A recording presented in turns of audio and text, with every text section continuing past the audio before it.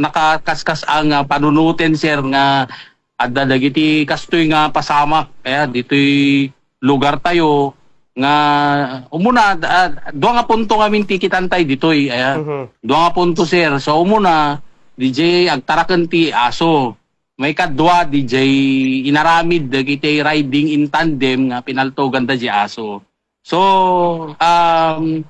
no kikitaan tayo both of them really have that responsibility so the negativan sungsung batan da nga dua so DJ kuma kas pagrigan DJ kitan tayo DJ Pimaltog so DJ Pimaltog so that would fall under animal cruelty so syempre that's a violation of our Republic Act 10631 okay so or the Republic Act 8485 as amended by Republic Act 10631. So, syempre, dito sa batas na to, pinagbabawal yung pagpatay, pananakit, o pagmamalupit sa hayop kung wala namang legal na basihan. So, in this case, di ba? So, yung aso, syempre, ang mutay-mut nga, although kung natayo nga pakawala, DJ aso si Raya, so, yan ay nakawala yung aso or sadyang pinakawalan or hindi na wala namang nobody cares about that dog na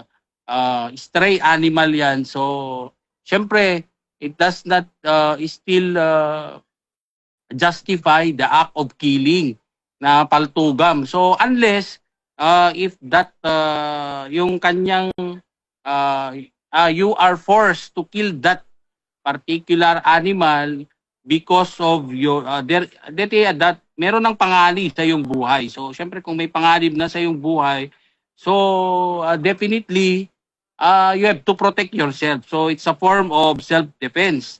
Or, di ba, yung sa, if I'm not mistaken, so dun sa video ba, ang tanong natin is meron bang agarang panganib sa buhay ng yung riding in tandem. So, kung may agarang panganib or siyempre, kung may agarang panganib sa'yo, so legitimate yung kanyang paraan kasi it would constitute self-defense or protection. So, siyempre, that can be used as a defense, gaya ng sinabi natin. So, but of course, that would still be subject to the evidence to be presented kasi yung nakita lang naman natin, yung video mismo na binaril na niya yung aso at yun ang dahilan ng kanyang inamatay. Okay. So ngayon, syempre ang tanong ng karamihan dyan, so if there would be, like for example, merong talagang liability on the part of that riding in tandem, meron silang pananagutan sa ilalim ng batas, ano yun? So they can be imprisoned for 6 months to 2 years or they can magbabayad din sila ng 30,000 hanggang 100,000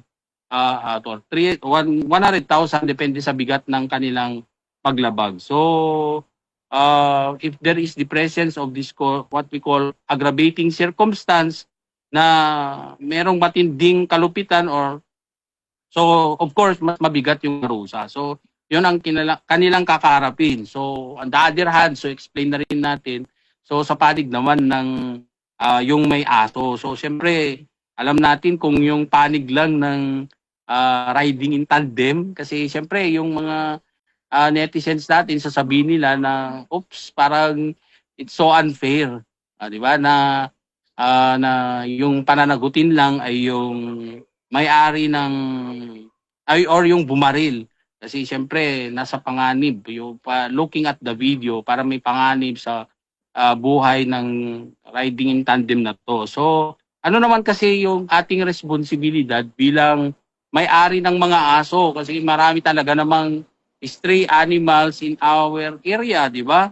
So of course meron silang pananagutan sa ilalim ng ating batas kung pinapabayaan na gumala or maging panganib ang kanilang mga alaga. So, una-una dyan would be nakapaloob sa ating civil code. So, particularly Article 2183. So, nandyan yung pananagutan ng may-ari okay, doon sa pinsalang dulot ng hayop niya kung halimbawa ito ay nakatakas or nakawala ito. So meron siyang pananagutan. So kasi nga as a pet owner, okay, papaalala natin na as a pet owner, you have that obligation to control your, 'di ba? Yung kontrolin mo yung inyong mga alaga at hindi sila hinahayaan na or pinapabayaan na gumala na lang sa ating mga pampublikong lugar. At of course, yung gaya ng nangyari doon sa video, so naging banta pa sa buhay ng tao, particularly yung mga motorista. So, syempre kung yung aso ay naghahaol, okay, ng sasakyan at nakakos ng accident or damage or pinsala, so meron pagkakaroon talaga ng civil liability or damages on the part of the pet owner. Pwede siyang managot dyan, or there is corresponding local ordinance that would make these pet owners liable. So yun yung kanilang mga pananagutan sa ilalim ng batas. So in short, pag titingnan mo, both of the parties might be,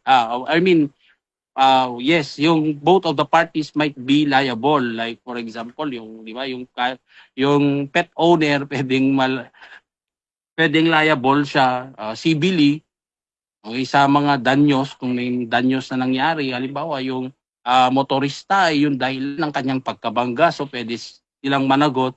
And of course, doon naman sa bumaril, so parang it's harsh, okay? Yung kanyang ginawa naman na yun pa yung, di ba, na babarilin mo yung aso for that very reason na gumala siya. Unless, yun nga, yung sinabi natin na if there is, okay, yung may panganib na sa buhay mo na that would only be the solution or that would only be the action appropriate for that particular situation. So pwede na, hindi naman natin pwedeng questionin. So ngayon, siyempre, alam nyo kasi when we talk about these kinds of issues, laging kinakabit dyan na siyempre, sigurado ba yung, alam nyo kasi, do not presume something that is not, hindi pa naman, wala naman tayong ebidensya. Baka kasi iniisip ng mga netizens ulit natin na, di ba, kailan ba baril yan na gagamit ka ng baril na yung baril ba niya is lisensyado. So those are surrounding issues pertaining to that, but we cannot presume na dapat ano yan, mas grabe pa yung kanyang penalty to be imposed because baka yung baril niya is hindi lisensyado, etc. So hindi naman po pwedeng i-assume yun. So at this point, what we see is what we are trying to interpret. So hindi naman po pwedeng we cannot just presume na yung baril niya ay wala siyang lisensya na humawak ng baril. So yun lang nakikita natin na liability between the parties. Okay. Based kanina video, attorney, timay sa gun holder, Robben Kadi, nga usarem, hindi ka kastoy nga banag, nga glalo, no, kat nakalugan kahit example, lugan or motorsiklo, Robben Kadi, nga mabalim ko adlat ng usaren, nga ipaltog kadigiti mang sabat nga, especially kadigiti nga dingwen, attorney? So adamot limit na ngamin ti pinagigam iti or panagikot iti paltog. So although hindi naman kasi yung punto ko lang naman sir is merong specific, di ba, na like may period, meron ding place na you are allowed to carry on your firearms. But then again, hindi naman natin at this point we cannot presume na illegal yung kanyang paghawak ng baril kasi wala pa namang follow up doon sa incident na yon. So let's wait and see kung ano yung report na lalabas galing sa ating PNP, but then again yun nga yung we cannot presume at this moment. Hmm. Pero paalala lang natin sa ating mga ano naman, yung mga gun holder natin na gamitin sa maayos yung ating baril na hindi sa mga ganyang paraan, di ba? Nung nakita ko kasi parang it's very harsh na kailangan mo pang barilin yung aso para lang doon to defend yourself. Kasi hindi naman siya nasa sa tingin mo lang this is just my personal view. Yes, Atty. Hindi naman siya I mean yung it would require you to use your gun just to protect yourself for yung dahil lang sa simple na aso. Kasi siyempre parang yung tao versus doon sa aso na yon parang hindi ko naman nakikitaan na provocative yung aso na it will endanger your life that you need to use your gun. So, yun naman yung nakikita natin dyan. Parang masyado namang sobra yung kanyang depensa sa sarili dahil sa aso na yun. So, kung meron kasing mga ganito na may mga aso na nakagala, so the best thing that we should do is to report to local authorities. So, wag na yun kasi yung nakakaligtaan natin minsan na yung hindi man lang natin sa nire-report with local authorities. So, yun naman yung problema. So, yun lang yung advice natin. Unahin muna natin yung we have to exhaustion of administrative remedies. Pwede naman sa barangay, pwede naman sa munisipyo. So, report muna natin doon yung mga presence ng mga ganitong stray animals para magawan ng aksyon. So, and of course, remind din natin sa ating mga motorists, while it is true that you are licensed to hold a firearm, but then again, we have to use it responsibly. Okay, so yun naman yung advice natin dyan. Okay. So in short, yung telatan attorney nga so nakit the gun holder with license, permit to carry, but Yes. DJ naramid na bawal.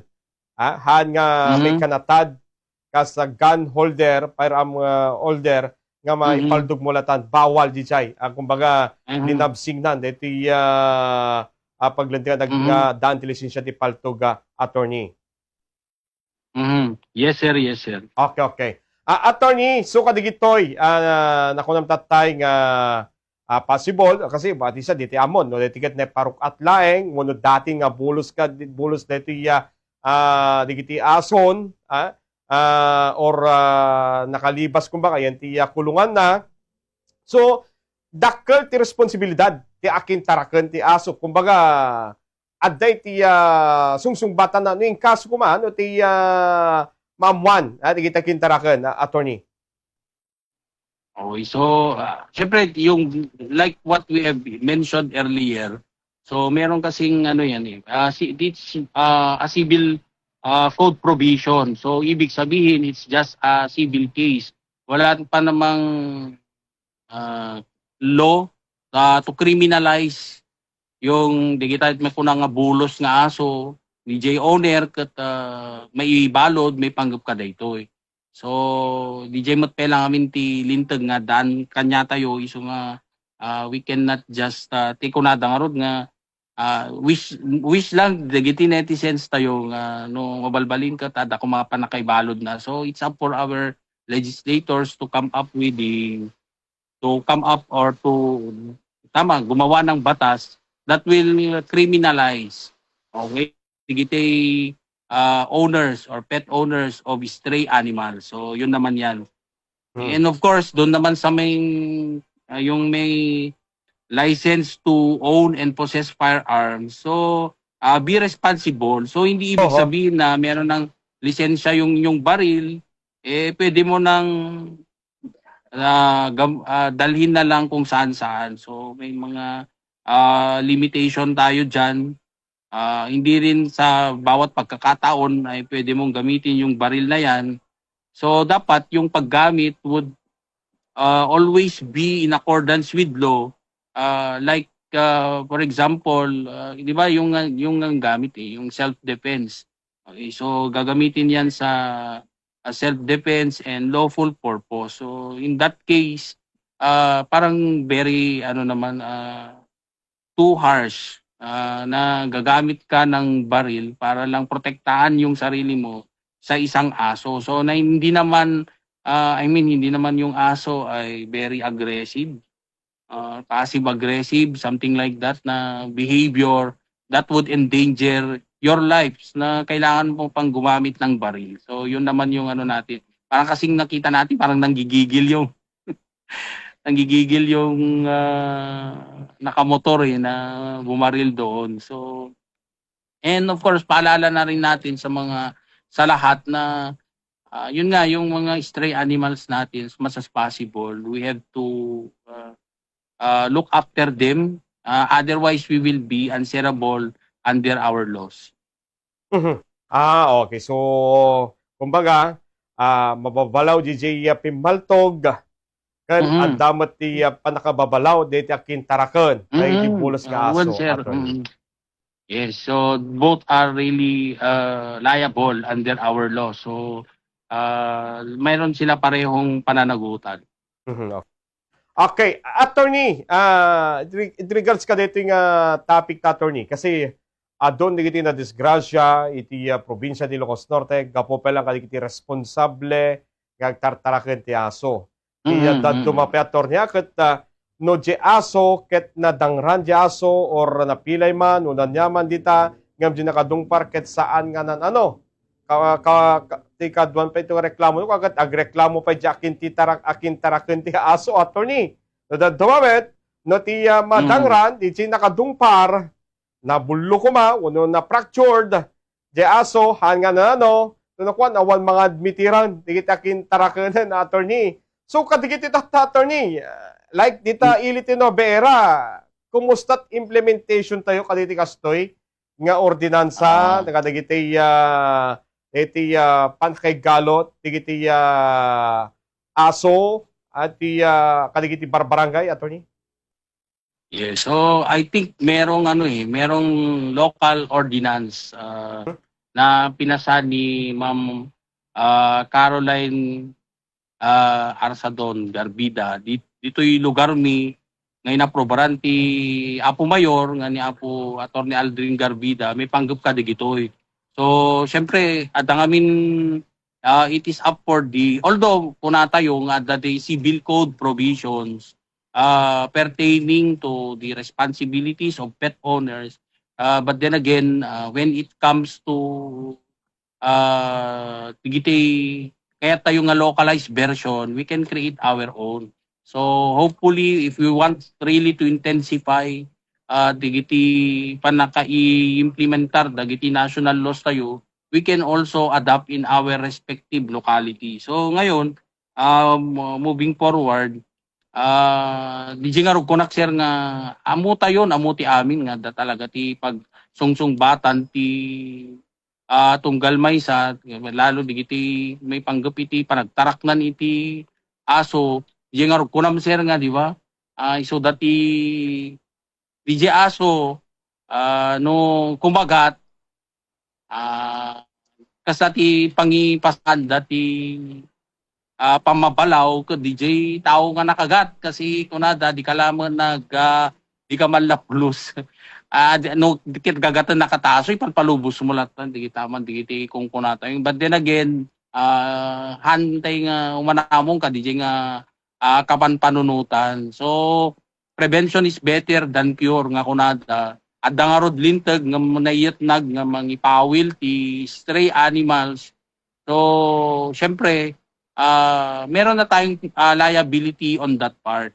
So ngayon kung yan ay nakakagat and you are the identified owner of that particular animal, so you have to accept that you have that responsibility. Meron kang responsibilidad dyan. So, and of course, if that something happens to that dog as well, di ba, yung aso, syempre, sinaktan ng deti kumasak po ba kagad na aramidot, so it's a natural reaction nga madangram DJ aso. So ngayon ang tanong, meron bang pananagutan DJ biktima ko mas DJ biktima ko DJ aso? So the answer is no.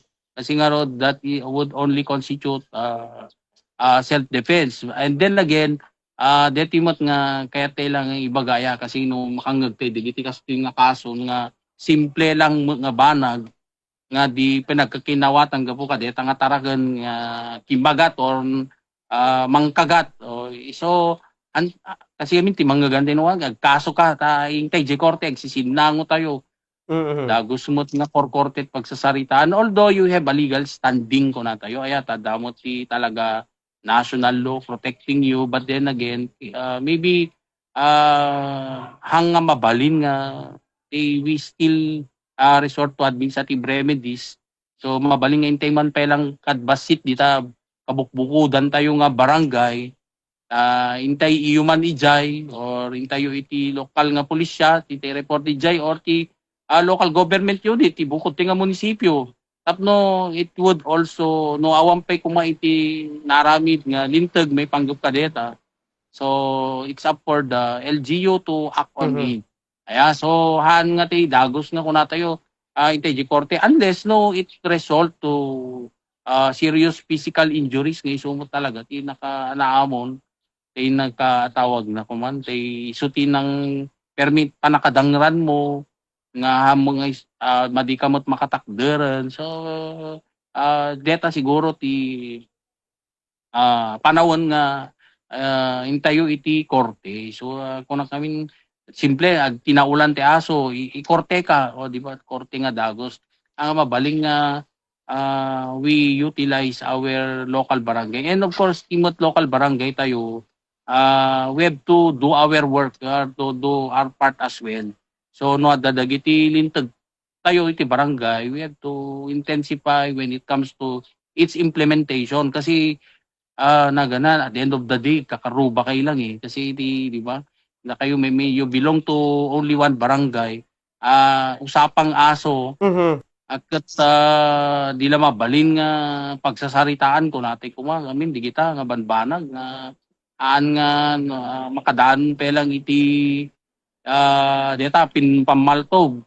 So kunag siguro pag tayo ngami nga dataraken nan agkat can we not also look after our pets nga alahan tayo mo madiktar di kita aso tayo ngam siguro dati pa nakabulos dangam part of its prevention ket nuti ko tilintag ket nakatali amin di giti taraken tayo, so we have to follow.